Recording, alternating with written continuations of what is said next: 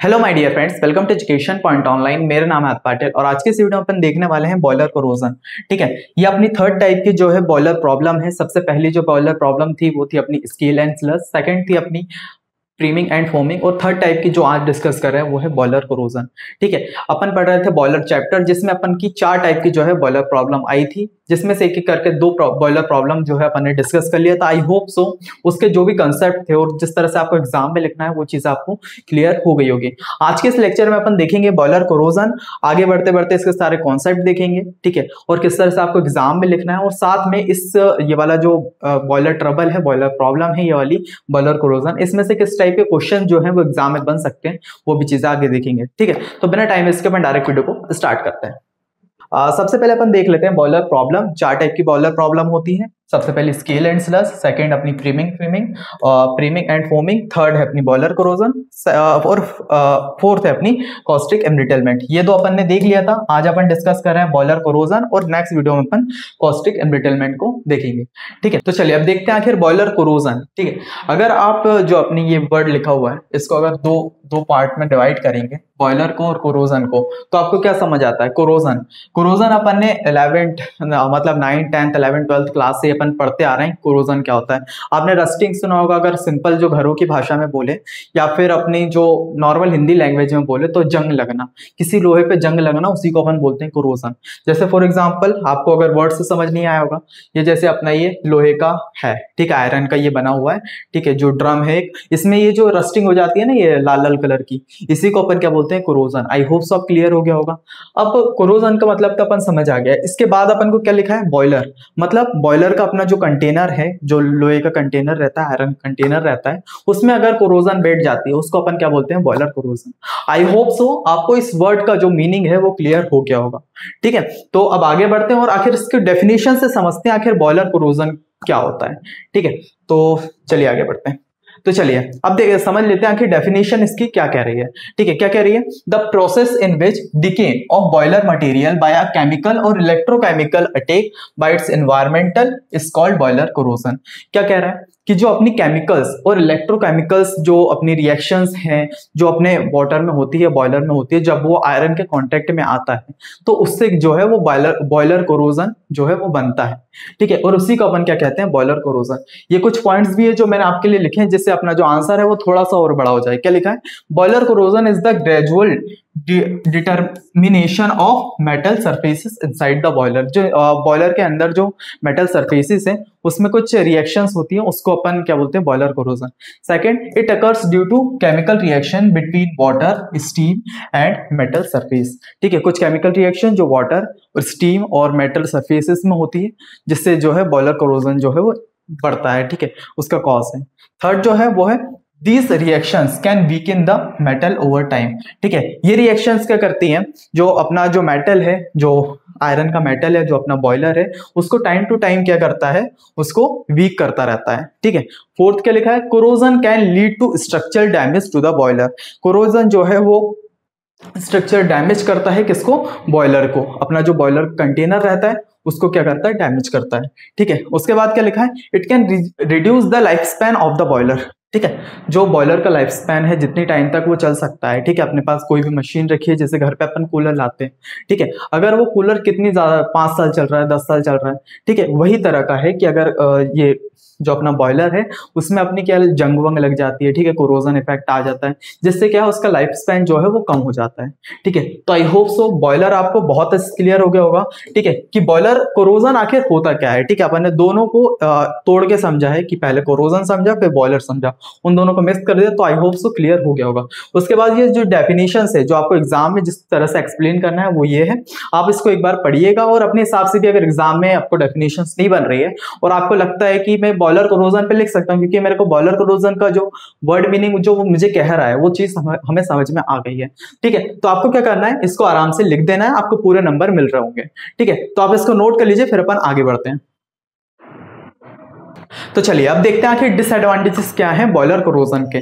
ठीक है, सबसे पहला जो डिसएडवांटेजेस है वो है रिड्यूस बॉयलर लाइफ। जो अपना बॉयलर कंटेनर है, जो अपना बॉयलर कंटेनर है उसकी जो है लाइफ स्पैन को वो कम कर देता है। ठीक है, सेकंड जो है वो क्या है? May cause leakage. जो लीकेज वाली प्रॉब्लम रहती है, अगर कोई किसी पार्ट पे बॉयलर का एक कंटेनर है, उसके किसी पार्ट पे कोरोजन हो जाता है, ठीक है, रस्टिंग बैठ जाती है, तो क्या है वो वीक हो जाता है, जिससे क्या है जो लीकेज का प्रॉब्लम है बॉयलर में से वो बढ़ जाता है, ठीक है। वही चीज ये कह रहा है सेकंड पॉइंट, ठीक है। थर्ड पॉइंट क्या कह रहा है, increase maintenance and repairing cost. जो अपना मेंटेनेंस और रिपेयरिंग कॉस्ट है जो बॉयलर को ठीक करने का रस्टिंग बैठने पे, वो जो है वो बहुत हाई होता है, क्योंकि बड़े बड़े कंटेनर आपने, जो मैंने फर्स्ट लेक्चर अगर आपने नहीं देखा है जिसमें मैंने आपको बॉयलर जो है वो अच्छे से समझाया था, रियल लाइफ एप्लीकेशन कहाँ पे आपने बॉयलर देखा होगा वो चीज बताई थी, ठीक है। तो बड़े बड़े जो कंटेनर रहते हैं बॉयलर के, उसका जो रिपेयरिंग कॉस्ट है, जो मेंटेनेंस कॉस्ट है, वो बहुत हाई हो जाता है। ये इसका जो है सबसे बड़ा डिसएडवांटेजेस, ठीक है। तो आप इसको नोट कर लीजिए, फिर अपन आगे का देखते हैं, ठीक है। तो चलिए अब देखते हैं आखिर कॉजेस ऑफ बॉयलर कोरोजन क्या क्या है, ठीक है। जिसमें से सबसे पहला जो कॉज आता है वो है डिसॉल्व ऑक्सीजन, ठीक है। Main causes of boiler corrosion are as follows, जिसमें जो पहला कॉज है वो है डिसॉल्व ऑक्सीजन, ठीक है। ये कैसे होता है, जैसे सिंपल अगर नॉर्मल भाषा में बताऊं आपको, जैसे अपना कोई रूम टेम्परेचर पे वाटर रहता है, जैसे ये मेरे हाथ में एक बॉटल है, इसमें वाटर रखा है, ठीक है। अगर रूम टेम्परेचर देखिए, अपना रूम है, इस टेम्परेचर पे जो इसके अंदर जो ऑक्सीजन है, डिसॉल्व ऑक्सीजन है, वो कितना होगा 8 ppm और 8 मिलीग्राम पर लीटर, ठीक है। बट जब ये डिसॉल्व ऑक्सीजन जो है वो आयरन के कॉन्टेक्ट में आती है तो ये रस्टिंग फॉर्म करती है। फॉर एग्जाम्पल मैं कैसे समझाता हूँ, जैसे अपना जो आयरन है, ठीक है, इसमें वाटर प्लस ऑक्सीजन, अब ये कैसे रिएक्ट हो रहे हैं, जैसे जो आपने बॉयलर का कंटेनर देखा होगा वो काय का रहता है, आयरन का, तो वही आयरन है, ठीक है। उसके अंदर क्या करा आपने, वाटर डाल दिया, और वाटर के अंदर क्या रहती है, डिसॉल्व ऑक्सीजन जो है वो रहती है, जो अगर रिएक्ट होती है तो क्या बनाती है, फेरस हाइड्रोक्साइड, ठीक है। जब ये फेरस हाइड्रोक्साइड अगेन ऑक्सीजन के साथ रिएक्ट होता है तो ये क्या बनाता है, रस्ट का ये फॉर्मूला होता है। तो ये रस्टिंग फॉर्म करता है किसमें, जो अपना बॉयलर रहता है बड़ा सा, उसके अंदर जो है वो रस्टिंग फॉर्म करता है। जैसे अगर मैं इसको थोड़ा सा रब कर दूं और आपको ये डेफिनेशन से जो थोड़ा सा क्लियर करूं, तो क्या लिखा है, this is the most usual corrosion causing factor, ठीक है। Water is usually contains about 8 ppm of dissolved oxygen at room temperature. Clear हुआ, जो चीज बोली थी वही लिखी है, ठीक है। उसके बाद dissolve oxygen reacts with the iron material of boiler in presence of water and under prevailing high temperature to form ferric oxide. This is called as rust, ठीक है। आई होप सो ये चीज क्लियर हुई होगी। Dissolve oxygen जब उसमें जाती है, ठीक है, जो अपना बॉयलर कंटेनर में जाती है, तो वो किस तरह से जो है रस्टिंग फॉर्म करती है, और एक किस लिए जो अपना बॉयलर कोरोजन है उसका मेन कॉज है, ठीक है। अब आगे बढ़ते हैं और समझते हैं आखिर इसको किस तरह से अपन रिमूव कर सकते हैं, ठीक है। क्या है, दो मेथड होती है जिससे अपन जो डिसॉल्व ऑक्सीजन जो उसमें है, ठीक है, बॉयलर में, उसको रिमूव कर सकते हैं। जिसमें से पहली जो मेथड आती है वो है बाय यूजिंग केमिकल्स। कुछ केमिकल्स हैं जिसकी मदद से अपन इसको रिमूव कर सकते हैं। जैसे सबसे पहला जो केमिकल्स आया वो क्या है, सोडियम सल्फाइड, ठीक है।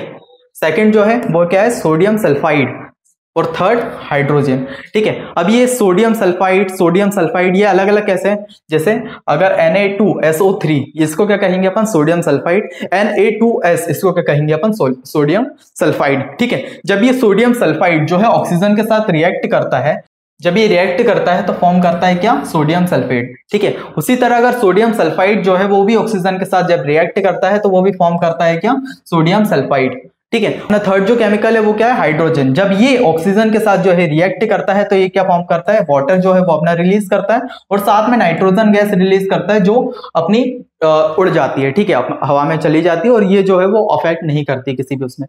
पर अगर बात करें जो अपने ये सोडियम सल्फेट और सोडियम सल्फेट जो अपने दो केमिकल मिलाने पे जो है बने हैं, ठीक है, ये क्या करते हैं, अगर फर्दर हाई टेम्परेचर पे अगर जो रिएक्शंस होगी तो उसमें क्या करेगा, ये SO2 गैस को रिलीज करेगा, जो अगेन एसिडिक होती है और जो रस्टिंग कॉज करती है, ठीक है। तो अगर सबसे अच्छा केमिकल जो है अगर अपन इन तीनों में देखें तो वो कौन सा है, हाइड्रोजन, ठीक है। ये सबसे ज्यादा जो है अच्छा केमिकल है, NaN2H4, ठीक है। हाइड्रोजन जो है वो इन तीनों में सबसे बेस्ट केमिकल है, जिससे अपन जो ऑक्सीजन, डिसॉल्व ऑक्सीजन जो है वाटर में, उसको रिमूव कर सकते हैं। आई होप सो ये क्लियर हो गया होगा।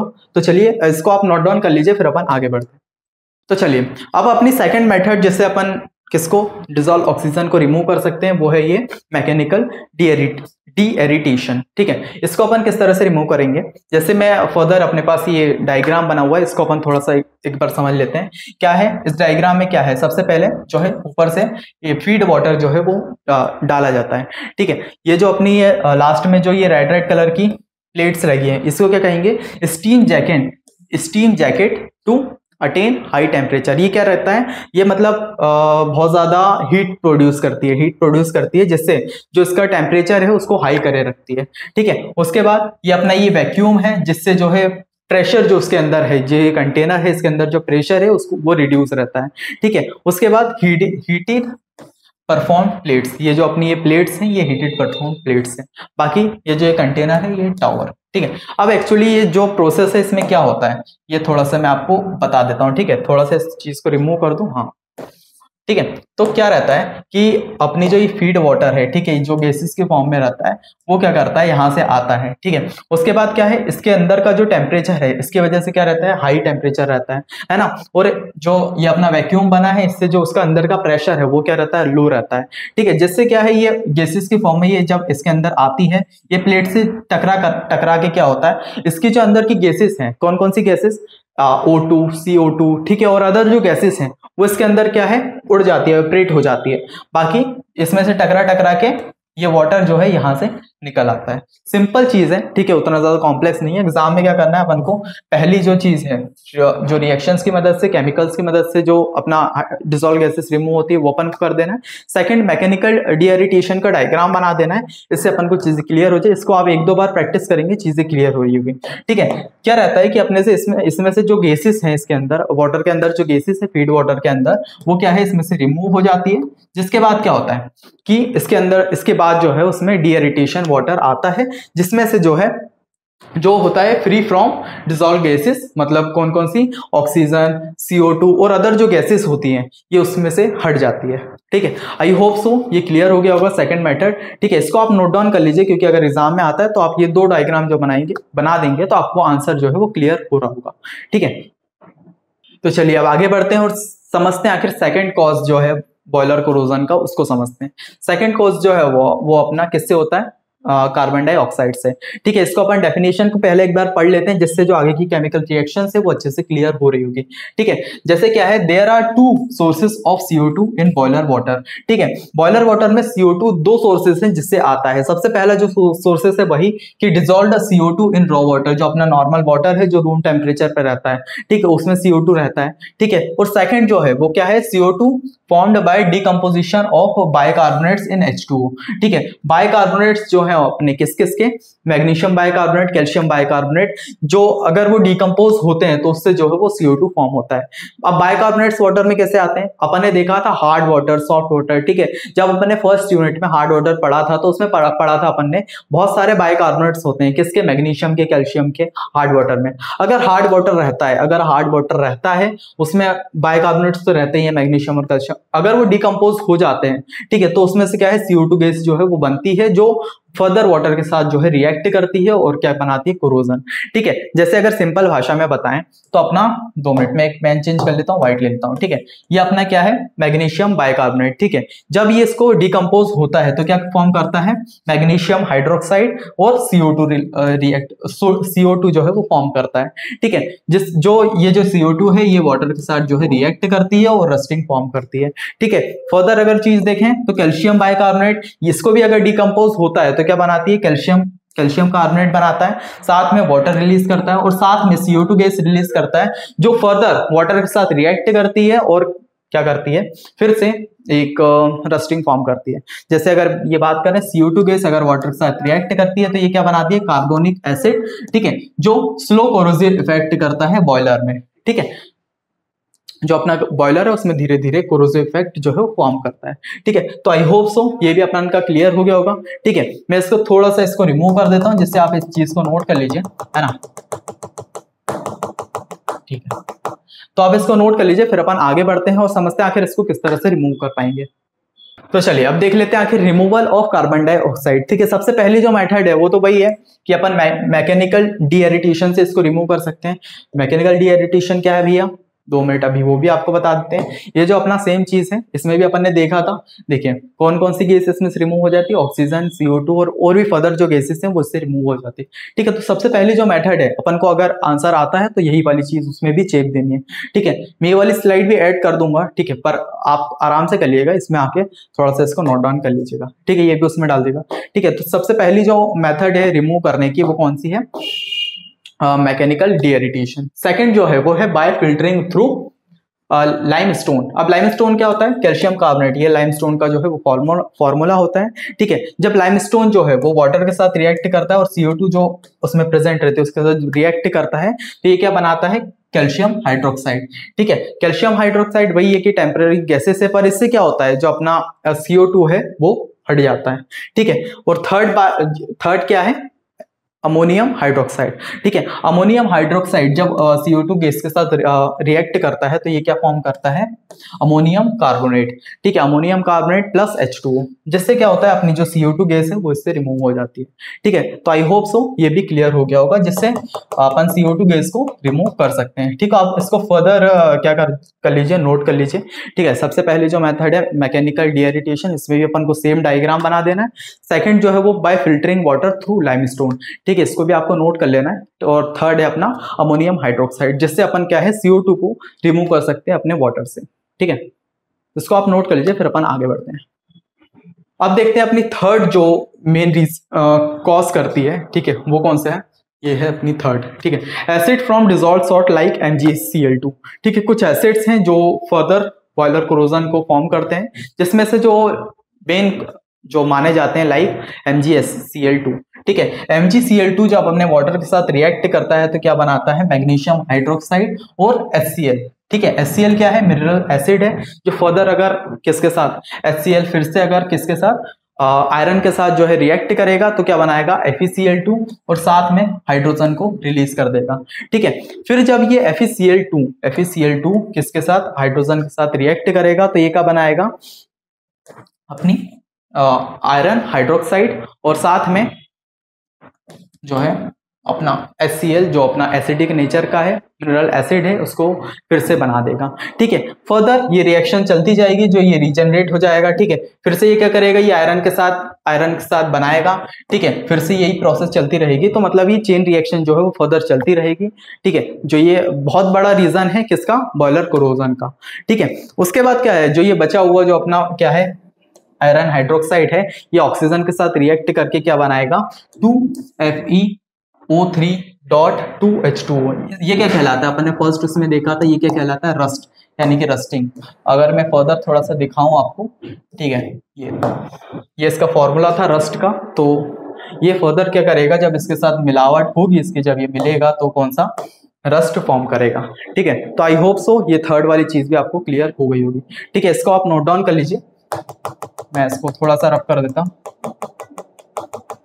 ठीक, तो आप इसको नोट डाउन कर लीजिए, फिर अपन आगे बढ़ते हैं। आई होप सो आपको ये पूरी चीजें अच्छे से क्लियर हो गई होगी। ठीक है, अब अपन आराम से देख लेते हैं आखिर इस वाले जो टॉपिक है इसमें से किस तरह से क्वेश्चन बन सकते हैं। ठीक है, सबसे पहला तो जो ये बॉयलर प्रॉब्लम है, ये तो पूरा मिला हुआ टॉपिक है। ठीक है, इसमें से अगर क्वेश्चन बनेगा तो किस तरह से बनेगा वो थोड़ा डिस्कस कर लेते हैं।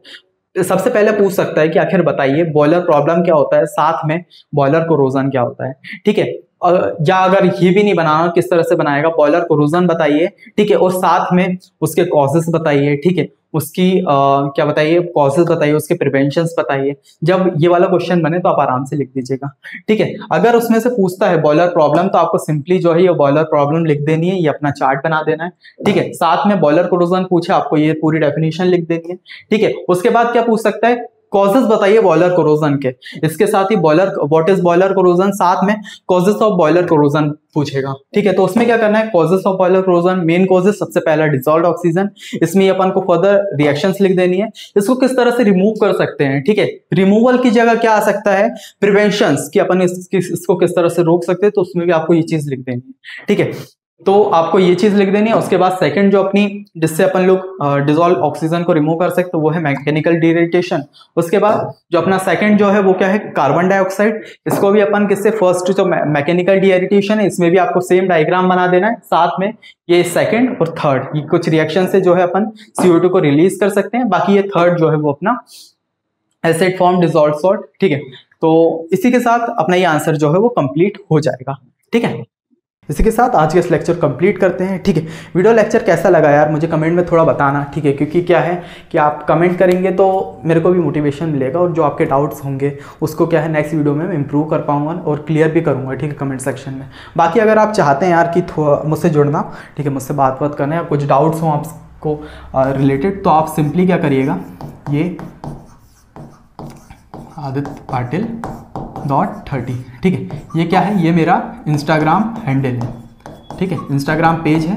आप डायरेक्ट जाइए, इसमें फॉलो करिए और डीएम करिएगा, और जो भी आपके डाउट हो, ठीक है, चाहे वो इस लेक्चर से रिलेटेड हो, स्टडी से रिलेटेड हो, इंजीनियरिंग किस से रिलेटेड हो, अपने फर्स्ट ईयर में बहुत सारे अपन लोग आते हैं तो बहुत सारे अपने डाउट रहते हैं, ठीक है। तो आप क्या करिएगा, आप डायरेक्ट डीएम करिए और वहाँ पर आप मेरे को मैसेज करिए, मैं आपके वहाँ पर जो है वो सारे डाउट क्लियर कर रहा हूँ, ठीक है। बाकी अपन जो इंजीनियरिंग केमिस्ट्री, ये इरफान भैया ने यार फर्स्ट ईयर वालों के लिए बहुत प्यारा गिफ्ट दिया है, ठीक है, जिसमें क्या है हम लोग जो फर्स्ट ईयर में जो कॉमनली बेसिक सब्जेक्ट हैं उसको क्या है कम्प्लीटली फ्री कर रहे हैं यूट्यूब पे। जैसे अपना हो गया इंजीनियरिंग केमिस्ट्री जो मैं पढ़ा रहा हूँ, आपके 7 यूनिट जो है वो अच्छे से कंप्लीट होगी, इस तरह से होगी कि यार आपके जो यूनिवर्सिटी एग्ज़ाम है उससे रिलेटेड होगी, ठीक है, कि आप यूनिवर्सिटी एग्ज़ाम ये वाली प्लेलिस्ट को पढ़ के आराम से क्लियर कर लें, क्योंकि ये क्या है, ये बेसिक सब्जेक्ट है, ये आगे आप हर ब्रांच के बच्चों को ये पढ़ना पड़ता है, ठीक है, आगे जाके इसका कोई यूज़ नहीं होने वाला। तो अपन क्या करेंगे, उसी लेवल तक पढ़ेंगे जिसमें अपन को समझ आ जाए और एग्जाम में किस तरह से लिखना है वो चीज़ें देखें, जिससे क्या आपके साथ साथ में नोट्स भी बनते जाएं,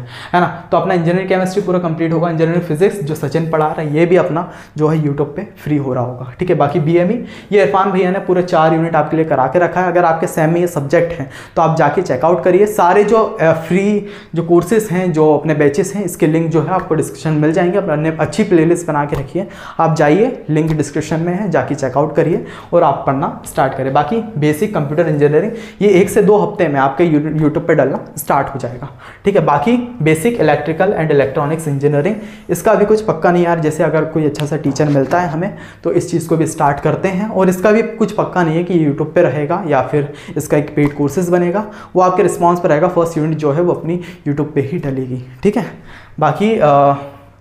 बाकी के ये कुछ अपने पेड कोर्सेज जैसे M1 M2 EG और basic civil and engineering mechanics, ठीक है, ये कुछ पेड कोर्सेज हैं और ये पेड भी हैं, और इसलिए हैं क्योंकि यार ये थोड़ा सा ज़्यादा जो है कठिन सब्जेक्ट है, मुश्किल सब्जेक्ट है, क्योंकि अगर आप इसमें थोड़ी सी भी क्लास बंक करो, फर्स्ट ईयर में अपना रहता है यार कि अपने बहुत सारे दोस्त बनते हैं जिसकी वजह से क्या अपनी क्लासेस बंक हो जाती हैं, है ना। और अपन क्या है अगर एक भी लेक्चर मिस कर देते हो, अपन को ये सब्जेक्ट समझ में नहीं आ रहा, अगर समझ में भी आ रहे होंगे ना तो पेपर इतना टफ बना देते हैं चीज़ें, क्योंकि इतना सारा पढ़ना पड़ता है और इतने सारे कॉन्सेप्ट रहते हैं वो दिमाग में रख ही नहीं पाते। जैसे अपन ने फर्स्ट यूनिट अभी पढ़ी, कॉलेज में जिस तरह से पढ़ा फर्स्ट यूनिट अपन ने पढ़ी, और 4 महीने बाद अगर 5th यूनिट तक आए, अगर फर्स्ट यूनिट रिवाइज करनी है वापस कैसे करेंगे, ठीक है, जिसके बाद क्या है वो पिछले पूरा अपन भूल जाते हैं, ठीक है। तो इसमें क्या है अपन को इसमें है रिस्क नहीं लेना, क्योंकि जैसे अभी मेरे पास कुछ टाइम बाद ही पहले कॉल आया था 2nd ईयर या 3rd ईयर, जैसे 5th या 6th सेमेस्टर के बच्चे का, बोलता है यार कि मेरी जो है M2 बैक हुई है। तो मेरे को लगा यार मतलब फर्स्ट ईयर में वो सब्जेक्ट आता है और 3rd ईयर तक वो सब्जेक्ट नहीं निकला है, तो इस लेवल तक ये जो है ये वाला सब्जेक्ट खींच देता है। तो आपको क्या करना है, सिंपली अगर आपको लग रहा है ऐसा कि यार अपना जो M2 EG ये ऐसे सब्जेक्ट है कि जो समझ में नहीं आ रहा है यार, है ना, बहुत ज़्यादा कठिन पढ़ रहे हैं, कॉलेज में समझा रहे हैं पर क्लियर नहीं हो रहा है, तो आपको क्या करना है, सिंपली अपन के जो प्लेलिस्ट है उसका लिंक आपको डिस्क्रिप्शन मिल जाएगा, डेमो लेक्चर्स हैं वो देखिए। अगर आपको क्लियर हो रहा है कि यार मेरे को इनसे समझ में आ रहा है, ये जो पढ़ा रहे हैं वो अच्छे से क्लियर हो रहा है, मुझे समझ में आ रहा है पूरे टॉपिक, तो आप क्या करिएगा बिना संकोच के, क्योंकि अगर आप चाहें तो इसका रिव्यू जो है वो अपने सीनियर से ले सकते हैं, उन्होंने भी यहीं से पढ़ के अपना जो है M2 निकाला है, ठीक है। तो आपको सिंपली डेमो लेक्चर्स देखने, अगर आपको क्लियर हो रहा है तो निसंकोच से आप सीधा M1 M2 और EG के बेचेस ले सकते हैं, ठीक है। आपको बाद में कोई रिग्रेट नहीं होगा, ठीक है, आपको पूरा समझ में आ रहा होगा, ठीक है। बाकी अपना बेसिक सिविल इंजीनियरिंग इन सारे कोर्सेज जो हैं आपको डिस्क्रिप्शन मिल जाएंगे, ये आपका लिंक आपको डिस्क्रिप्शन में मिल जाएगा, ठीक है। बाकी जो इसका प्राइस है वो 799 है, और इस कोर्सेज से रिलेटेड या किसी चीज़ से भी रिलेटेड अगर कोई भी डाउट हो आपके पास तो आप इस नंबर पे कॉल करके आराम से पूछ सकते हैं, ठीक है। आपके जो डाउट्स हैं, जो भी चीज़ें हैं वो सॉल्व हो रही होगी, ठीक है। तो इसी के साथ आज के इस लेक्चर को यहीं कंप्लीट करते हैं, मिलता है नेक्स्ट वीडियो में, तब तक के लिए बाय बाय।